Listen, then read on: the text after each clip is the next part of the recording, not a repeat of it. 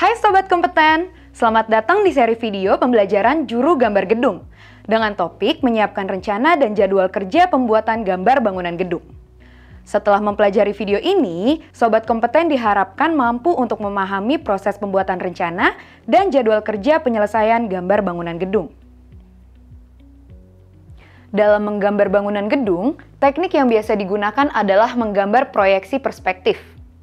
Untuk dapat membuat gambar proyeksi perspektif, diperlukan pedoman gambar kerja atau BESTEK berupa gambar denah, potongan melintang, potongan memanjang, tampak depan, samping kiri dan kanan dengan skala yang benar. Dengan kemampuan dan kemahiran menerapkan skala pada gambar denah, gambar potongan, dan gambar tampak secara proyeksi perspektif, akan diperoleh gambar proyeksi perspektif yang mendekati realita atau kenyataan pandangan terhadap rencana bangunan sebenarnya. Sedangkan, gambar sketsa adalah pembuatan gambar tanpa melalui alat bantu menggambar yang biasa digunakan. Gambar sketsa juga sering digunakan untuk menggambar proyeksi perspektif. Gambar tersebut dihasilkan tanpa melalui bantuan gambar denah, potongan, dan tampak. Dasar yang digunakan dalam menggambar sketsa proyeksi perspektif, baik interior maupun eksterior, adalah imajinasi dan penalaran pandangan mata yang cekatan dan kuat dalam alam pikiran seseorang. Bila hasil sketsa tersebut akan diterapkan dalam pembuatan bangunan, maka dari gambar sketsa yang dihasilkan tersebut baru dibuat gambar rencana secara lengkap yang meliputi denah, potongan, dan tampak. Tahukah Anda apa itu gambar kerja? Gambar kerja merupakan dasar bagi pelaksana untuk melakukan pekerjaan bangunan di lapangan. Gambar kerja didasarkan dari gambar konstruksi yang memuat detail-detail dari setiap komponen pekerjaan bangunan.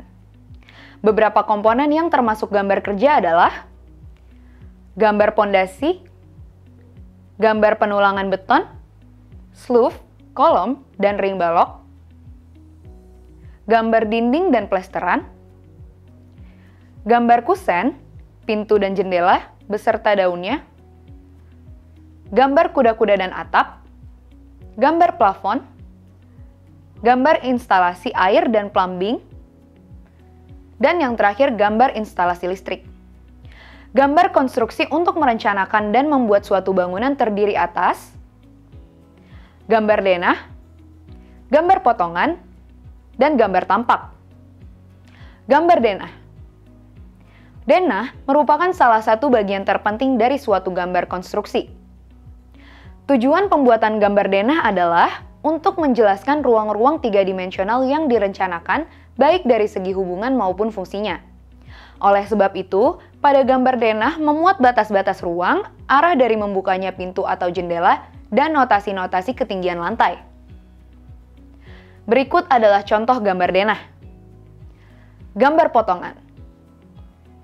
Gambar potongan adalah gambar bangunan yang diproyeksikan pada bidang vertikal dan posisinya diambil pada tempat-tempat tertentu. Terutama adalah duga lantai yang negatif atau turun. Gambar potongan menunjukkan semua bahan-bahan, baik eksterior maupun interior yang akan digunakan dan dilengkapi dengan petunjuk-petunjuk yang merupakan kunci dari sistem bangunan tersebut seperti bagian-bagian yang mekanikal, plumbing, dan sebagainya. Fungsi gambar potongan adalah menunjukkan proporsi ruang interior dan penyelesaiannya. Gambar potongan terdiri atas potongan melintang dan memanjang. Gambar tampak.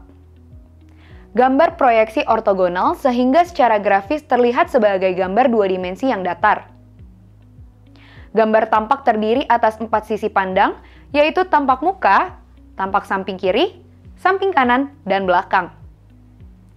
Gambar tampak harus memperlihatkan karakter dari bangunan itu sendiri, proporsi dan skala terhadap manusia atau pemakainya, segi-segi lain yang menyangkut perihal ekspresi keindahan, serta hubungannya dengan gambar denah dan gambar potongan yang memperlihatkan konstruksinya. Gambar rencana.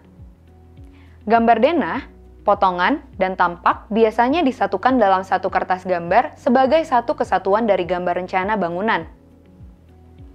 Hal tersebut merupakan dasar dari pelaksanaan pekerjaan bangunan. Selain itu, keberadaan gambar-gambar tersebut diperlukan dalam mengurus izin mendirikan bangunan atau IMB. Nah, sebelum mulai menggambar, ada beberapa hal yang harus diperhatikan agar tidak berdampak buruk bagi kesehatan, bahkan keselamatan Anda. Penelitian yang sudah dilakukan menyimpulkan bahaya komputer dapat menyebabkan penggunanya menderita otot dan tulang, terutama bahu, pergelangan tangan, leher, punggung, pinggang bagian bawah, mata merah berair. Beberapa hal yang dapat kita lakukan untuk menghindari efek negatif dari bekerja dengan komputer adalah: atur posisi tubuh saat bekerja dengan komputer sehingga merasa nyaman. Atur posisi perangkat komputer dan ruangan sehingga memberi rasa nyaman. Makan, minum, dan istirahatlah yang cukup. Gerakan badan untuk mengurangi ketegangan otot dan pikiran, dan olahragalah secara teratur. Sesekali alihkan pandangan keluar ruangan untuk menyegarkan mata.